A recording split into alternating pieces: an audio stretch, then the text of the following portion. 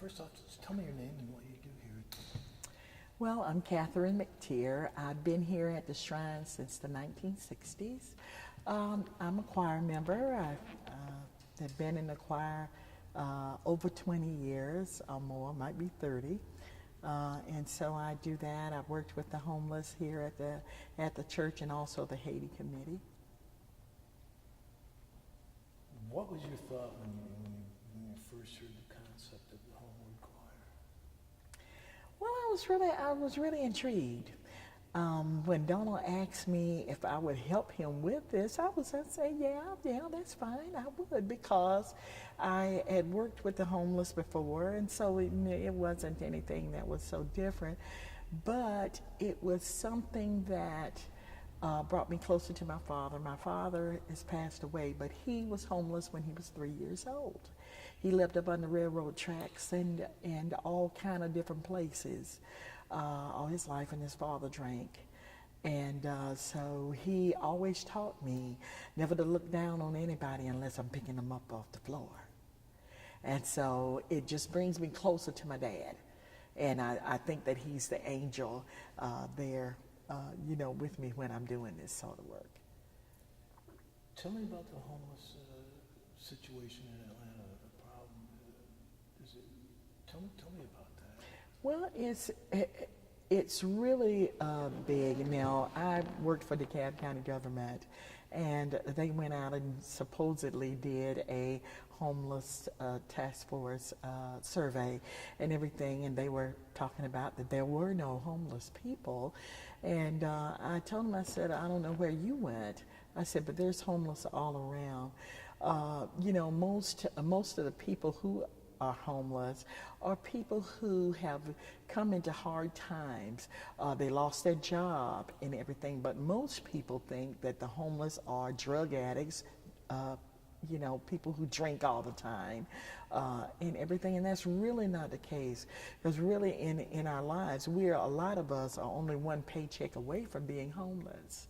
And so homelessness is really like an epidemic kind of thing. It's homeless everywhere.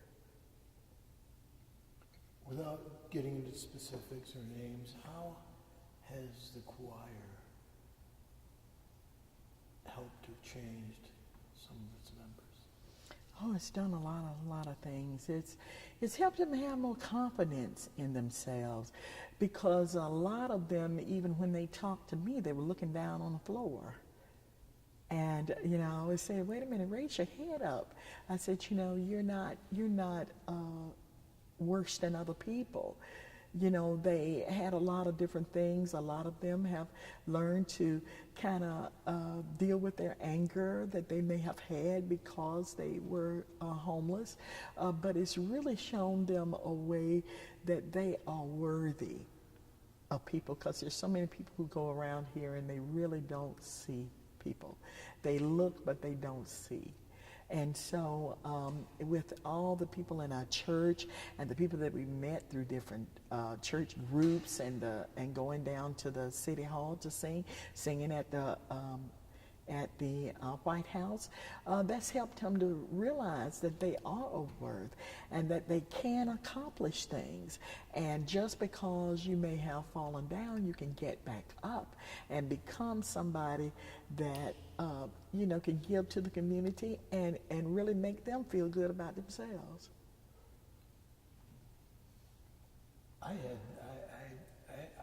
help me if I'm wrong, but I'm not aware of another group like this. Well, there are now the group of singing. Are you talking about? Mm-hmm. Well, singing, Donald brought that to the forefront here in Atlanta. Now I don't know about other states, but there wasn't anything like this. There wasn't anybody really sitting thinking about, I see these people every day. What can I do to help them? What can I do to bring them up in the world? And so when Donald got here and he saw what was going on, you know, our church is really has a steep history in helping the homeless. We have our St. Francis table. We've got a lot of different other things that we do, but working with the homeless has been a number one priority. And so him bringing that idea to the pastor and everything, that was a no-brainer. Everybody wanted to help and do what they could.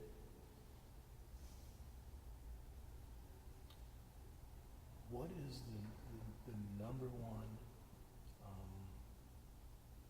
thing that you see that the choir bring to the community, not just the homeless people, but what the community in general? It's put a new face on homelessness.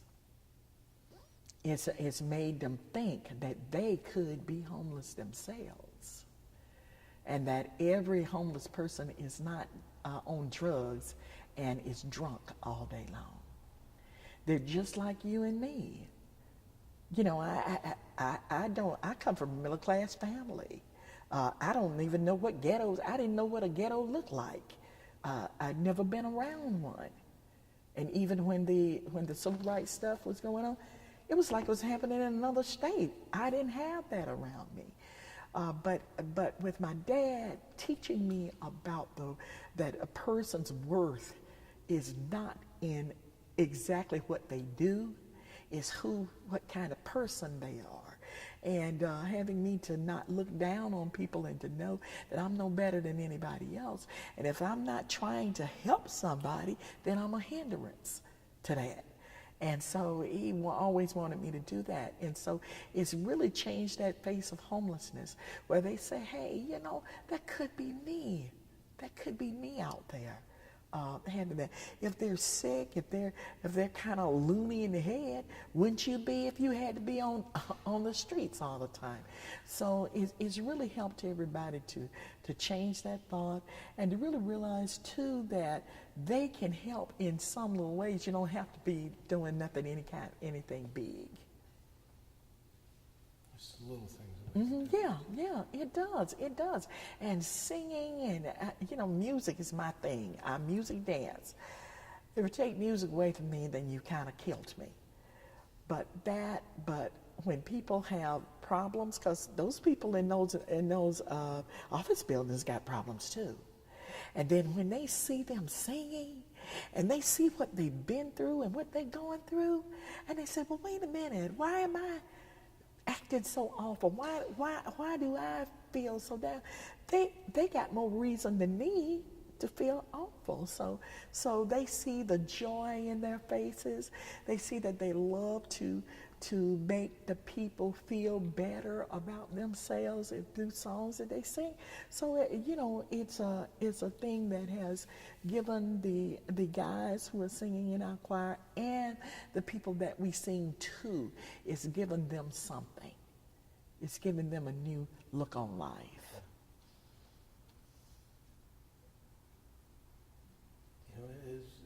As we go through life, there's a constant growth. There's a constant challenge to ourselves to do something. It sounds like you've grown a lot just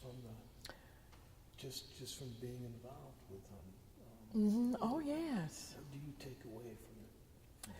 Well, I tell you, they give me more than I feel that I give to them. They give me more. It's really just helped me to look back on my life and just see how blessed I have been. Even though we had times that sometimes it might have seemed like we might not have had some things, but God always came and made a way for us. And so it's just, I have no children. I never birthed any kids. So those are my sons. Those are my sons there. They helped me through that. When I started working with the choir, my husband had just passed. That gave me something to do. That gave me something so that I would keep myself from going in my room and pulling the covers over my head and not wanting to come out. They gave me love unconditionally. And, there's no words to even say how much they have done for me. They made me a better person. They made me better.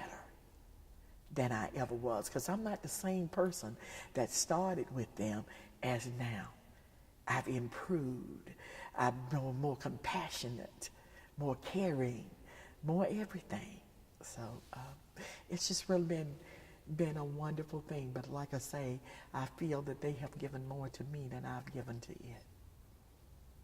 You're going to make me cry. Thank you. All right, thank you.